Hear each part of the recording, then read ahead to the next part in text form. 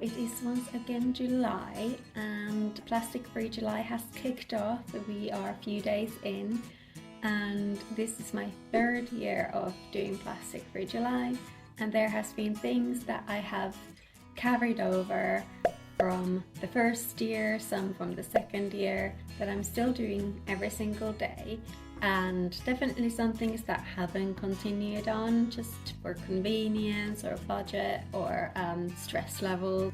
So here are a few things that I have been doing and some that I haven't been doing and I need to pick back up. So the most beneficial thing definitely for our household has been reducing plastic by bulk cooking and bulk buying.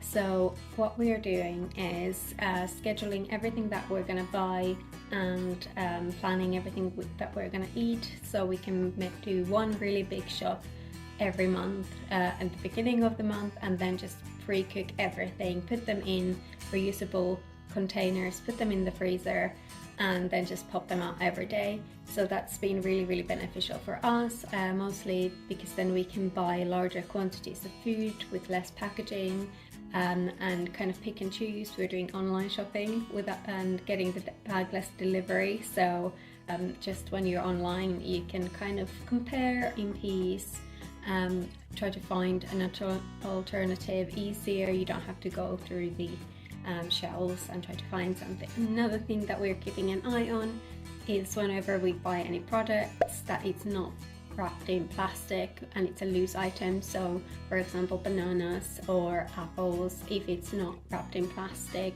we're hoping it's loose, or if it's not loose, we hope it's in cardboard packaging. Unfortunately, I'm not so good at packing my own lunches. We have everything I need for lunches, it's not that. It is mostly one, because I'm too overwhelmed to do it the night before, or I simply forget, or I just don't fancy what we have, and I'm really enjoying meal deals, so that's also not helping. But I'm trying my hardest this July, again, get back on the horse. What I have been able to maintain since starting this in 2022 is to use my reusable items that I got back then. So my water bottles, I have a few that I can rotate. One is in my bedroom, one is downstairs, one's in my bag. And reusable coffee mug, I was really bad at this for a while earlier this year because my home one didn't fit into my work bag, so I didn't feel like carrying it just in my hand all the way to work. But then I got one at work that I'm just keeping it there. Also, reusable shopping bags. We have a pile of them in the cupboard, so we can take one out whenever we go to the shops and just use it whenever we need it. So we've really been able to reduce our plastic bag use. Like I said previously, our bagless delivery from the shops that we order online has really been beneficial because there's no bags. So we are not getting, in our really big monthly shop, we're not getting any bags.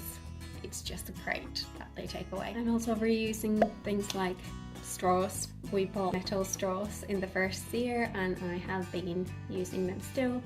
A new addition to the straw family is that we got boba straws, if anyone likes boba like I do. So you can tick off the don't need straws on the delivery, or you can say in the shop, and then you have your own straw that you can reuse. Also save tons and tons of plastic and money by choosing reusable menstrual products.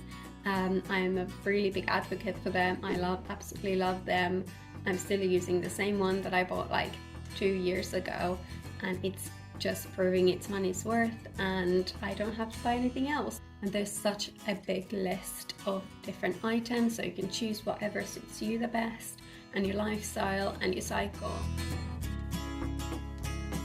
One other thing that I have found really useful during the few years is the refill packets. So we have hand soap mostly in a big package, and also hair dye. That's a new one for me this year. And also makeup. There are some items that you can buy the outer shell and then you just replace the middle whenever you need it. Also choosing paper over plastic whenever we can. So packaging, when shopping for example for toilet paper, you can get the paper packaging instead of the plastic packaging, and there's a little thing that's not that much of a difference in your life that you can easily do, and it reduces plastic so much.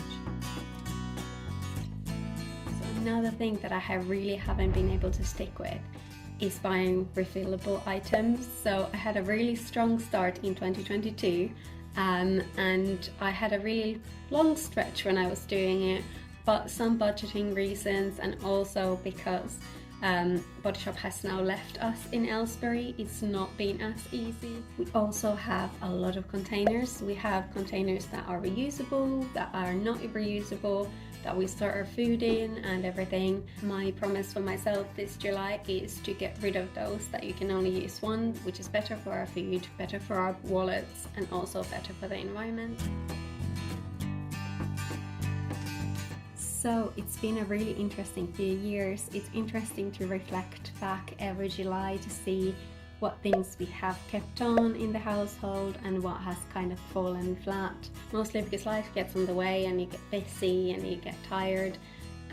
But for me, it's most important that we have the little day-to-day, everyday things that work for us the best, so we can maintain those. Some things that don't work for us, but it's not one size fits all. So it's definitely been a journey, and it's definitely been interesting. See you potentially next year, we shall see. And yeah, hopefully everyone has a really good July, plastic free or not, and I will see you later.